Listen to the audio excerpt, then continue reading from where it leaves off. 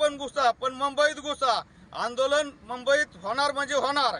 आणि मेंढरा सहित आरक्षण, मेंढरा, घोडे, कोंबड्या सगळं आमच्याकडे. धनगर समाज हा इतका दूध खुळा नाही. कोण काय षडयंत्र करतंय त्याचं सगळी धनगर समाजाला जाण आहे.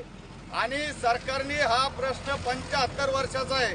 धनगर हा भारत देशात नाही आहे, तो फक्त धनगर आहे. त्याची अंमलबजावणी करून एसटीचं आरक्षणाचे प्रमाणपत्र धनगर समाजाला द्यावा अशी आमची अपेक्षा आहे. आणि तात्काळ दीपक भाऊला सोडावा याच्यासाठी आम्ही आता निषेध व्यक्त करीत आहोत. सरकारला विनवणी नाही, आमची विनवणी सरकारला मागणी आहे.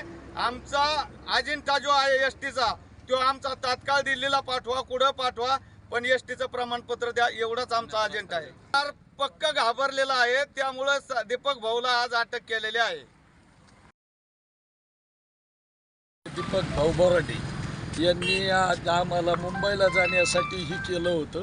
तर डिपार्टमेंटने काय केलं, सगळ्यांना नोटिसा देऊन घरची घरीच बसविलं आणि दीपक भाऊ बोराडे यांना डायरेक्ट अटक करून टाकलंय. आता आम्ही काय अतिरेकी बितिरेकी आहेत का? अटक करायला नाही होय केलं तरी आम्ही कॅन्सल केलं असतं ना. पण त्यांनी आमच्या हक्काची मागणी आहे. आम्ही गेले 75 वर्ष झालंय आम्ही हे करतोय आणि आम्ही 80% धनगर समाज आता भाजप बरोबरी.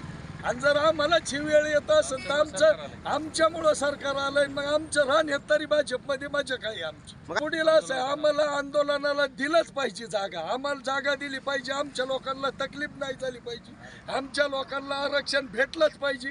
आम्ही तोपर्यंत लढा सोडणार नाही, आम्ही करणारच. दीपक भाऊ बोराड्यांच्या मार्गदर्शनाखाली आम्ही आंदोलन करणार. ज्याला जाऊ, पुढं बसू, काही बी हो, पण आता सुट्टी नाही, नाही तर कोणत्या नाही, कधीच नाही. आता माघार नाही. आणि सरकारने ह्या डिपार्टमेंटने आम्हाला उगा बोदरेशन आणून दबाव टाकू नये एवढी आमची हात जोडून सरकारला विनंती आहे. लोकशाही मराठी ऐका, पहा, जागरूक रहा.